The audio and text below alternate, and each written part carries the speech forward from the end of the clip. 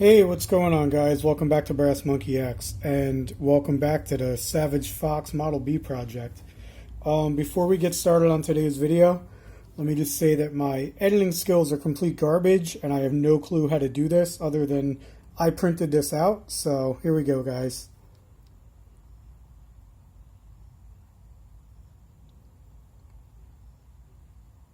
Alright, now that the disclaimer's out of the way,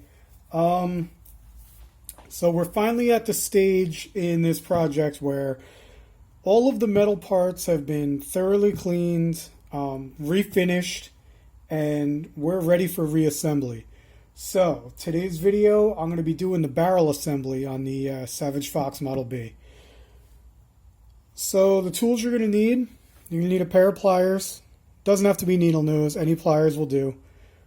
You're going to need your Hops number 9 oil. Make sure you're going to oil and lubricate everything as you go.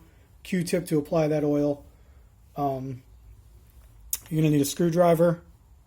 You're going to need some bits. The slotted bits are what we're using today. And I also recommend using some blue thread locker. So, if you remember one of my last videos, I showed you how I keep all my parts all organized. Today we're going to be using the barrel. And let me grab my little bucket of parts here. I have all my parts for the barrel assembly here. We have the extractor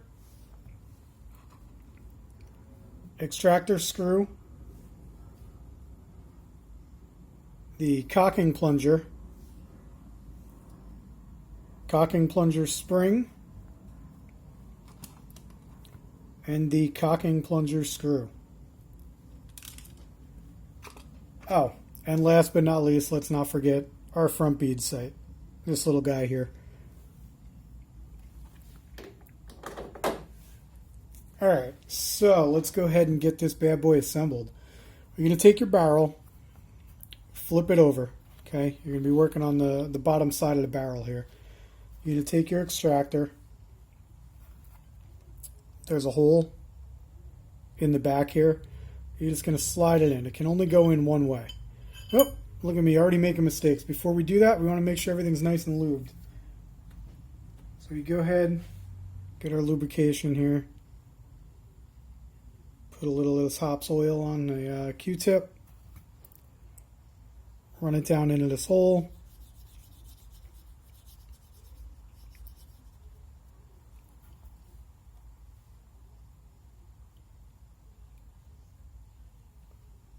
A little more on the back side.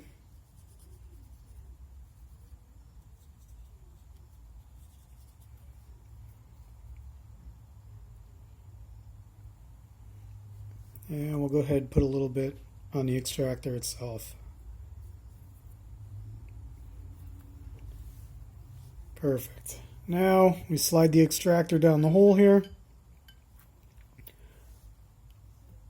Now we use our extractor screw. Okay, now to figure out which bit you should use, just take your extractor screw, try it out on different sizes here. You can see that one's a little too small. This one here looks to be wide enough, but there's still a little bit of play. So we got a thicker bit here. I think this is the one. Yeah, that'll do.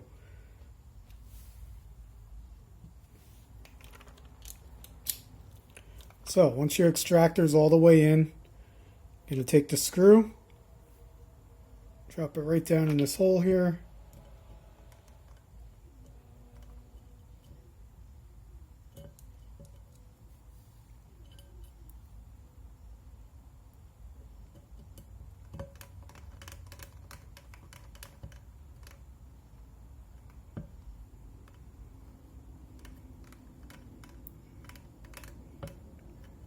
And we'll just snug that up.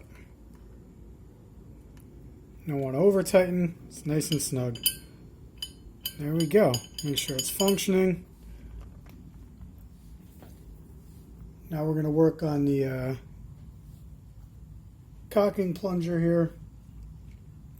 We're going to take this little spring, goes inside the cocking plunger. Just drop it in there.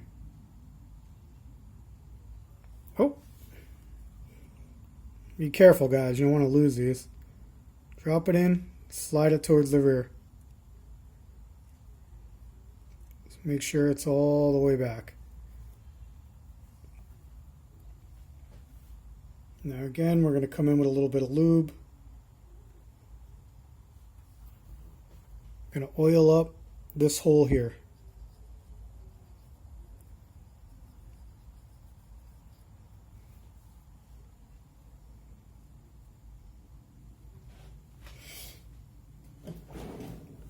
Let's grab another Q-tip real quick.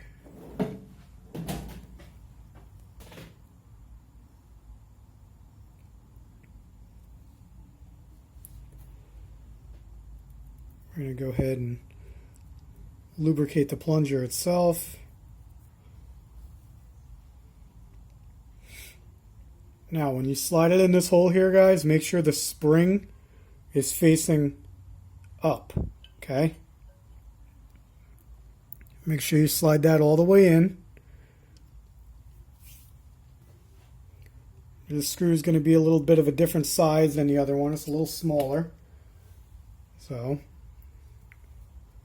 come back to our bits, find the appropriate one. This one's a little too small, still a little too small. There it is, perfect.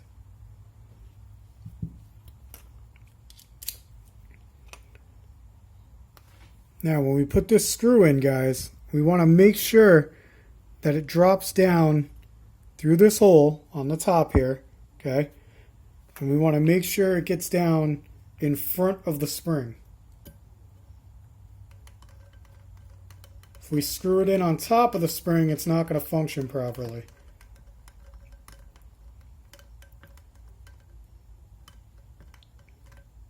Just want to snug it up. Don't over tighten. As soon as you feel it gets snug, stop. Then to test it, make sure we put it in right. Let's push on the back here. And there you go. Everything's functioning. Perfect. You know what? I may want to do another little drop of lube. We're going to drop a little bit of oil right down in here where the spring sits. There we go.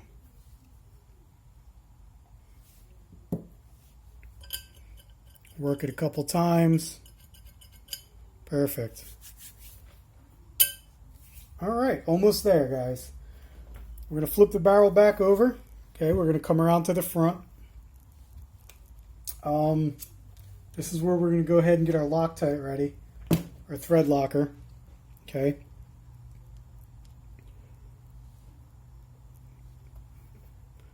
Right there in the front, that's the hole where our bead sight's going to go. We drilled and tapped that earlier on the project. We're going to go ahead and put a little thread locker in there. Just put a little dab right down in the hole. I'm also going to put a tiny little dab on the bead itself. Right on the threads.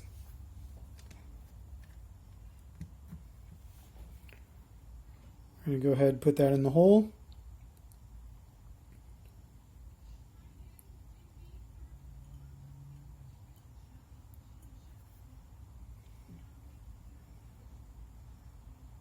Get that on there hand tight as we can. And then we're going to come in here with that pair of pliers. Again, like I said, it doesn't need to be needle nose. It could be any pliers, maybe even vice grips, whatever you got. Get a hold of that sight. Go ahead and tighten it up.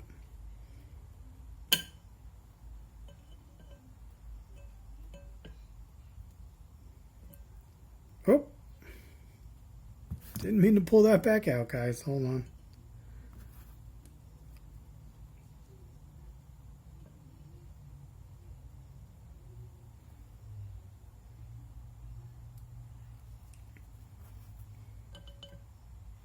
Careful not to mess up your new finish that you have on there.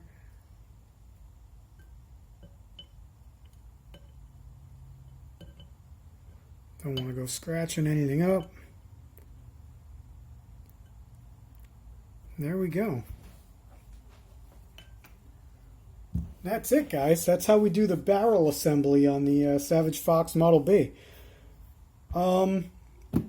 On our next video, guys, I think I'm going to go ahead and try and get this receiver taken care of. Get all the parts done on this.